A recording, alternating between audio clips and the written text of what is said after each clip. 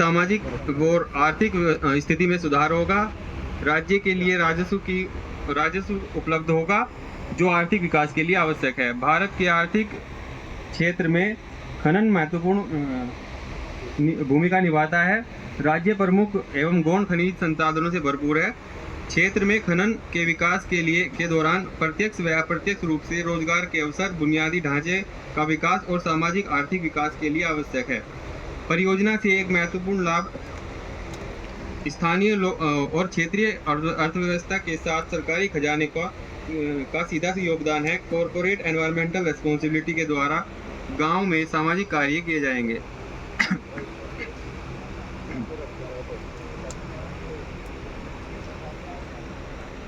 प्रस्तावित परियोजना से आसपास के क्षेत्रों में रहने वाले लगभग 62 लोगों को रोजगार के अवसर उपलब्ध कराएगी।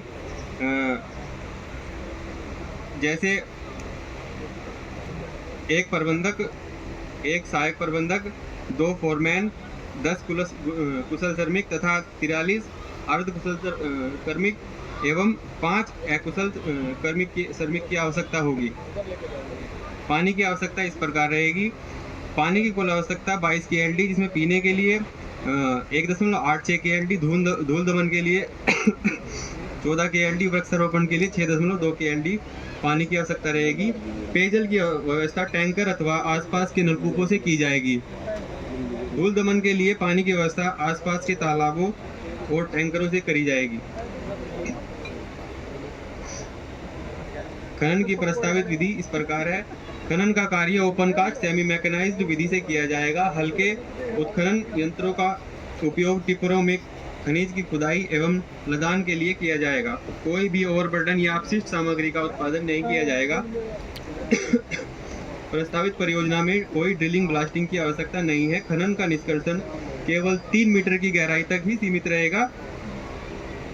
खनन गतिविधि आवंटित क्षेत्र में ही की जाएगी। अवैज्ञानिक खनन को रोकने की आवश्यकता।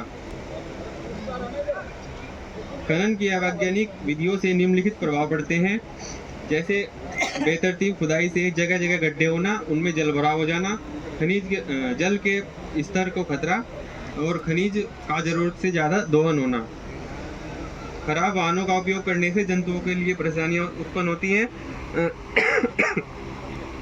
ईंधन और तेल का रिसाव होता है। वाहनों से प्रदूषण अधिक होता है। वैज्ञानिक खनन के लाभ। उचित खनन प्रक्रिया होती है। जगह जगह गड्ढे नहीं होते। सीमित खनन की गहराई सीमित रहती है। खनन किए खनिज की मात्रा का निर्धारण किया जाता है। राजस्व की प्राप्ति होती है। अवशेष में कमी आती है। खनन प्रतिबंधन इस प्रकार है। रेलवे लाइन, जलाशय तथा सड़क से 50 मीटर की दूरी तक कोई भी खनन का नदी के सूखे क्षेत्र पर खनन का कार्य किया जाएगा। सक्रिय जलधारा को प्रभावित नहीं किया जाएगा। भूमिगत जल स्तर से नीचे खनन की अनुमति नहीं होगी। वन क्षेत्र में खनन की अनुमति नहीं होगी।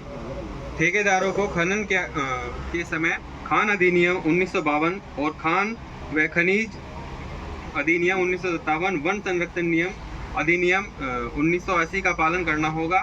ठेकेदारों को खान अधिनियम 1952 के प्रावधानों, अंतर्राज्यीय प्रवासी कार्यबल अधिनियम का पालन करना होगा। ठेकेदार सक्षम अधिकारी की संतुष्टि के साथ केंद्रीय और राज्य सरकारों के श्रमिक कानूनों के अनुसार पेयजल, आश्रय, प्राथमिक चिकित्सा, बोक्स, कल्याण सुविधाएं इत्यादि उपलब्ध कराएंगे।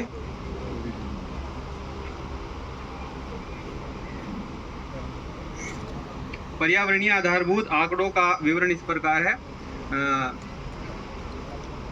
बेसलाइन मॉनिटरिंग अध्ययन मार्च 2022 से मई 2022 तक कराया गया, जिसके अनुसार वातावरणीय वायु की गुणवत्ता के स्तर का मूल्यांकन करने के लिए 8 नियंत्रण स्टेशनों की स्थापना की गई।